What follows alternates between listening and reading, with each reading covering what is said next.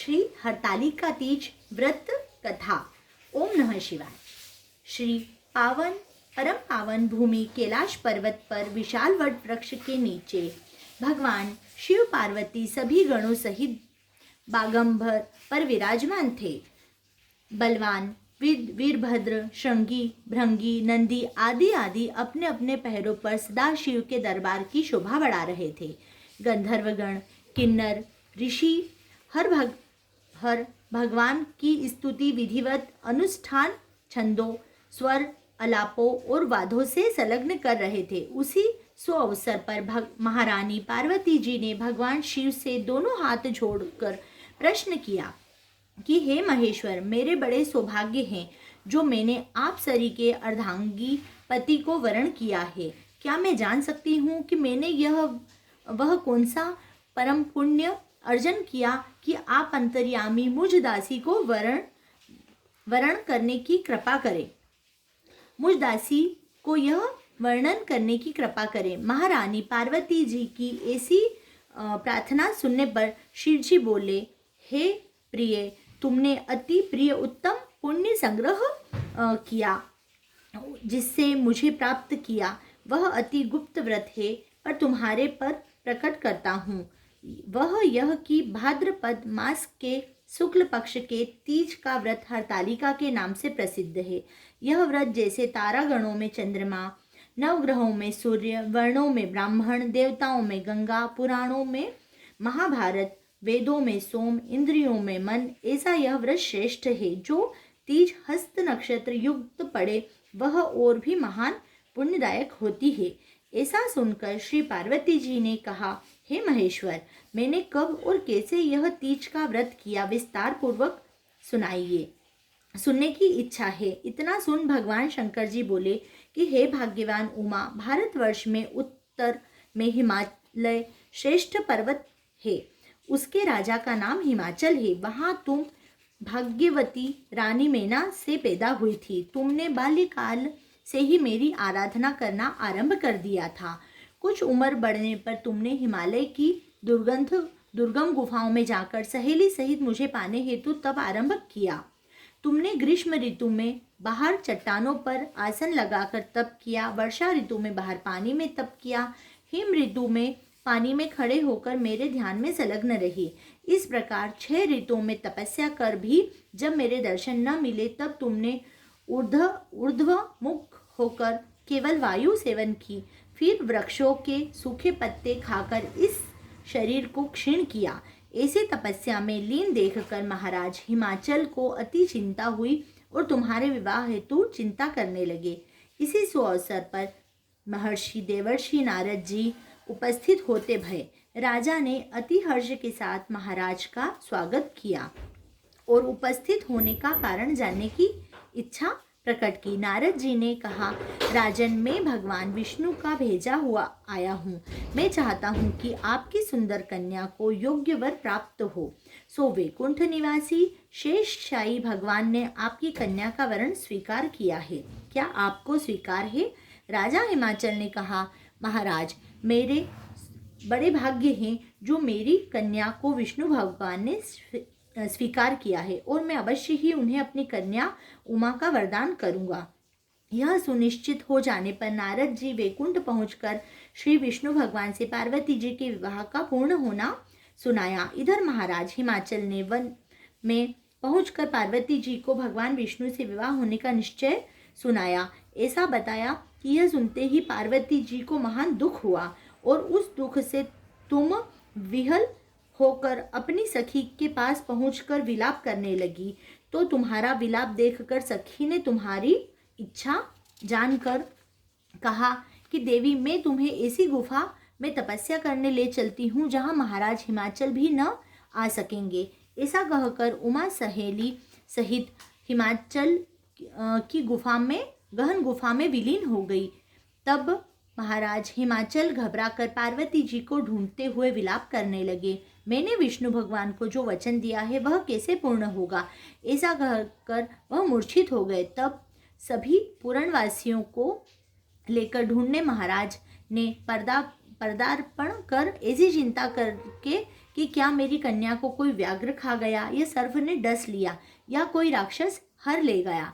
उस समय तुम अपनी सहेली के साथ ही गहन गुफा में पहुंच बिना जल अन्न मेरा व्रत आरंभ करके नदी की बालू का लिंग स्थापित कर विविध वन पुष्प फलों से पूजन करने लगी। उसी दिन भाद्र मास की तृतीया शुक्ल पक्ष हस्त नक्षत्र युक्त प्राप्त थी। मेरी पूजा के फल स्वरूप से मेरा तुम्हारी पूजा के फल स्वरूप से मेरा सिंहासन हिल उठा और मैंने जाकर तुम्हें दर्शन दिया। तुमसे कहा कि देवी, मैं तुम्हारा व्रत पूजन से अति प्रसन्न हूँ, तुम अपनी कामना को मुझसे वर्णन करो। इतना सुनकर तुमने लज्जित भाव से प्रार्थना की कि आप अंतर्यामी हैं, मेरे मन की भाव आपसे छिपे नहीं हैं, आपको पति रूप में मैं चाहती हूँ। इतना सुनकर मैंने तुम्हें एवं अस्तु इच्छित पूर्ण वरदान देकर अंतर्ध्यान हो गया। इसके बाद तुम्हारे पिता हिमाचल मंत्रियों सहित ढूंढते ढूंढते नदी तट पर मारे शोक के मूर्छित होकर गिर पड़े। उसी समय तुम मैं सहेली के मेरी बालू की मूर्ति विसर्जन करने हेतु नदी तट पर पहुंची। उसी समय तुम्हारे नगर निवासी मंत्रीगण मैं हिमाचल के तुम्हारे दर्शन कर अति प्रसन्नता को प्राप्त हुए और तुमसे लिपट लिपट कर रोने लगे और बोले, उमा, तुम इस भयंकर वन में कैसे चली आई जो अति भयानक है, जहाँ सिंह, व्याघ्र, जहरीले भयंकर सर्पों का निवास है, जहाँ मनुष्य के प्राण संकट में हो जाते हैं। इससे हे पुत्री, यह भयंकर वन को त्याग के अपने ग्रह को प्रस्थान करो। पिता के कहने पर तुमने कहा, पिता, मेरा विवाह तुमने भगवान विष्णु के साथ स्वीकार कर लिया है, इससे मैं इसी वन में रहकर अपने प्राण विसर्जन करूंगी। ऐसा सुनकर महाराज हिमाचल अति दुखी हुए और बोले, प्यारी पुत्री, तुम शोक मत करो, मैं तुम्हारा विवाह कदापि भगवान विष्णु के साथ नहीं करूंगा और तुम्हारा अभीष्ट वर जो तुम्हें प्राप्त है उन्हीं सदाशिव के साथ तुम्हारा विवाह करूंगा। तुम पुत्री मेरे पर अति प्रसन्न हो। तब मैं सहेली के साथ नगर में उपस्थित होकर अपनी माता सहेलियों सहित मिलती भई। कुछ समय बाद शुभ मुहूर्त में तेरा विवाह वेद विधि के साथ महाराज हिमाचल ने महारानी मेना ने मेरे साथ कर पुण्य अर्जन किया। हे सौभाग्यशालिनी, जो सहेली ने तुमको हरण कर हिमाचल की गुफा में रखा, मेरा व्रत किया, इसी से यह व्रत का नाम हरतालिका पड़ा। यह व्रत सब व्रतों में व्रतराज हुआ। इस प्रकार सुनकर माता पार्वती जी ने कहा कि प्रभु, आपने मेरे मिलने की सुखद कथा सुनाकर मुझे प्रसन्न तो किया, पर इस व्रत के करने का जो विधान है, इसका फल है, मुझे नहीं सुनाया। इससे कृपा करके मुझे इसके करने की विधि व पृथक पृथक फल सुनाइए। इतना सुन के भगवान शिव ने कहा कि प्रिय, मैं इस व्रत का राज संविधान फल सुनाता हूँ। यह व्रत सौभाग्यवती नारी व पति चाहने वाली कन्याओं को करना चाहिए। यह व्रत भाद्रपद के शुक्ल पक्ष की द्वितीया के शाम से आरंभ कर तीज का व्रत धारण करें। यह व्रत निराहार बिना फलाहार कर निर्जल होकर करना चाहिए। भगवान शिव पार्वती की प्रतिमा सुवर्ण की स्थापित करें।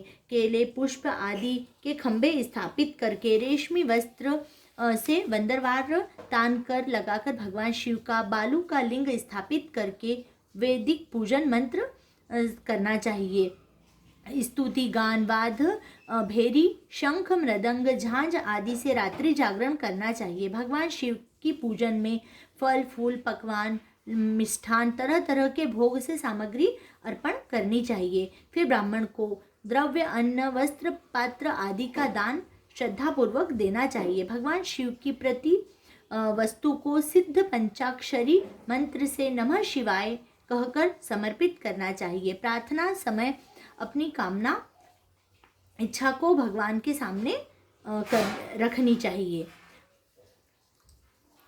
प्रार्थना के बाद पुष्पों को दोनों हाथों में लेकर पुष्पांजलि समर्पित करें। फिर चतुर्थी को शिवलिंग किसी नदी, बालू, तालाब में विसर्जित करना चाहिए। फिर 3 ब्राह्मणों को भोजन करा के दक्षिणा देनी चाहिए। इस प्रकार यह व्रत पूर्ण करने से नारी सौभाग्यवती होती है।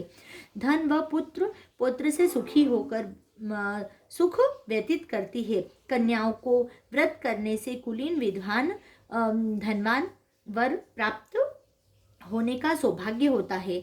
हे देवी, जो सौभाग्यवती नारी इस व्रत को नहीं धारण करती वह बार बार वैधव्य व पुत्र शोक को प्राप्त होती है। जो नारी तृतीया के दिन चोरी से अन्न खाती है वह शुक्री का, जो फल खाती है वह बंदरिया का, जो जल पीती है वह जोक का जन्म लेती है, जो दूध पीती है वह सर्पणी का, और जो नारी मांस खाती है वह बाघिनी का जन्म लेती है, जो दही खाती है वह बिल्ली का, जो मिठाई खाती है वह चींटी का, और जो सब चीज़ें खाती है मक्खी का जन्म लेती है। उस दिन जो सोती है वह अजगरनी होती है। जो नारी अपने पति को धोखा देती है वह मुर्गी का जन्म धारण करती है। हे उमा, जो इस व्रत को श्रद्धा पूर्वक विधि विधान से करती है वह मुझसा पति प्राप्त करती है और दूसरे जन्म में तुम्हारे समान स्वरूपवान होकर इस संसार के उत्तम सुख भोग प्राप्त करती है। इस व्रत के करने के बाद नारियां शिवलोकवासी होती है। बोलो जय भगवान शिव शंकर की जय।